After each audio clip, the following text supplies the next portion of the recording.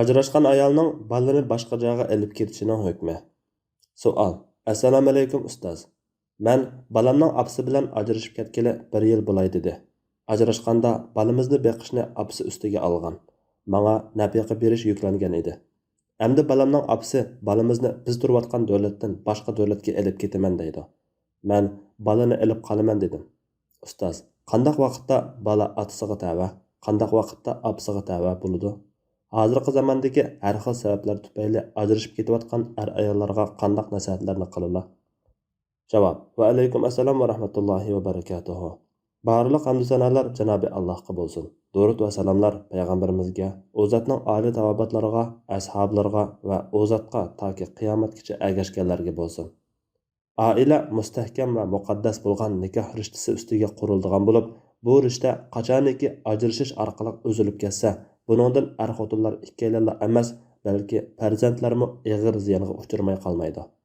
Oldi bilan farzandlarning ruhiy holati va psixikasiga og'ir darajada salbiy ta'sir ko'rsatadi. Ondan ularning tarbiyalanishi, yurish turishi va butun umri bu ajrashishning ta'siridan taltukis qutulolmaydi. Bu sababdan ajrashish o'yida bo'lgan xotinlarning farzandlarining manfaatini nazardan saqit qilmasdan ajrashishga qadam qo'yishdan burun oilasining va farzandlarining kelajagini qayta o'ylashi, ko'ngil yoki boshqa ishlarni deb farzandlarini qurbonga yoki ota-onasi tirik bo'lgan yetim bolalarga aylantirib qo'ymasligi.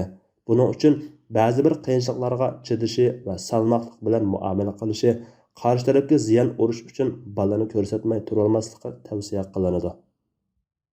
Bu vaznasatdir. Lekin reallikdagi ba'zi bir qiyinchiliklarga bardoshlik berishmi oson emas. Natijada oila cho'lib ketsa, uch tarafning hammasi yoki ikkisi ziyon tortmay qolmaydi. Qandaqla bo'lmasin, xotin ajrashgandan keyin farzandlarning beqilish va tarbiyalanish huquqi qo'g'dilishi intayin muhim. Chunki farzandlar ona mehriga qanmasa, kuyimchan ona quchqida beqilmasa bo'lmaydi. Onami farzandlariga qanish kerak. Bu sababdan farzandlarning beqilish va tarbiyalanish huquqi oldi bilan onaga beriladi. Abdullah ibn Amr radhiyallohu anhudan rivoyat qilinadiki, bir ayol payg'ambar sallallohu alayhi vasallamning huzuriga kelib, "Ey Rasululloh, men bu balamni qo'rsoq ko'tarib tug'ib, emitib, ko'z qarchiqimdek asrab baqdim. Amdilikda dadisi meni taloq qilib etib, balamni mendan elib olmoqchi bo'lyotidi" degan edi payg'ambar sallallohu alayhi vasallam u ayolga. "Boshqa erga tegmasangizlar, balani elishga siz eng haqliq" dedi. Mazkur hadisda farzandlarni beqish va tarbiyalash huquqining oldi bilan onada bo'lganligining sabablari bayon qilingan.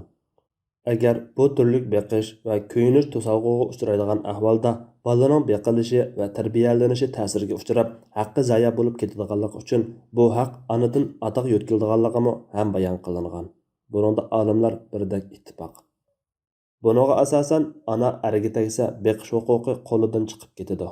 Agar tekkan bilan bo'lgan nikoh munosabati bola 7 yoshga kirguncha oxirlashgan bo'lsa, beqish huquqiga to'salg'i bo'lgan ahvol yo'qolganligi uchun beqish huquqi yanada onaning qo'liga qaytadi. Beqish huquqi ma'lum sabablar tufayli onaning qo'lidan ketsa, bu huquq boshqalarga tövandagi tartib bo'yicha yetkaziladi.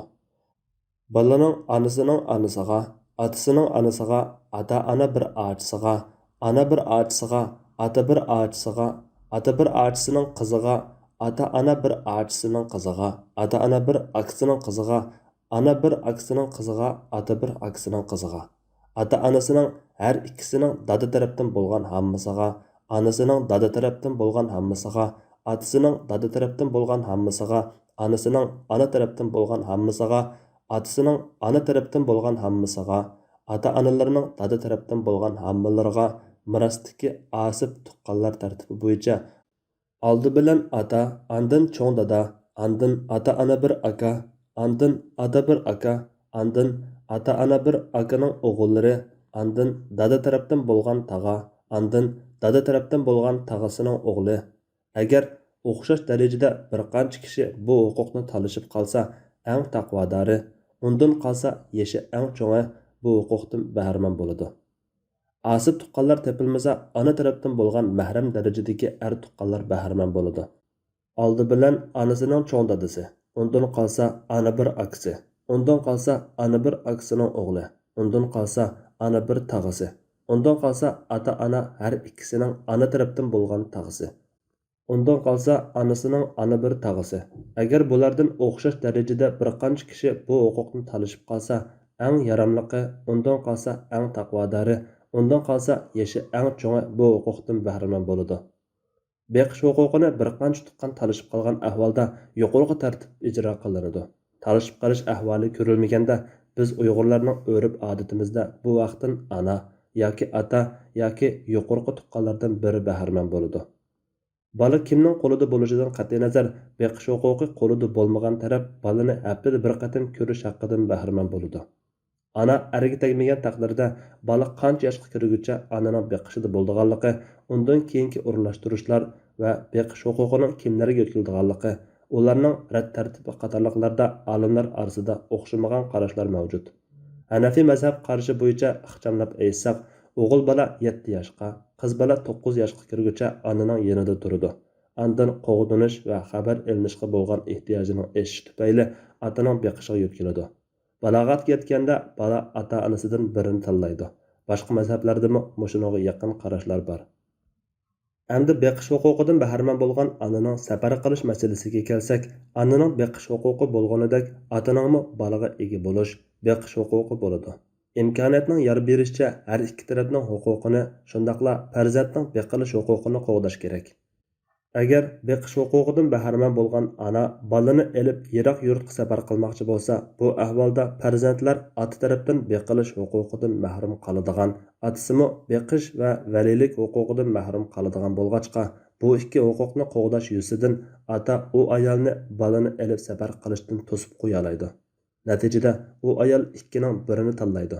Biri burunqidek bolasini beqib safar qilmay turaverish, yana biri beqish huquqidan voz kechib safar qilish.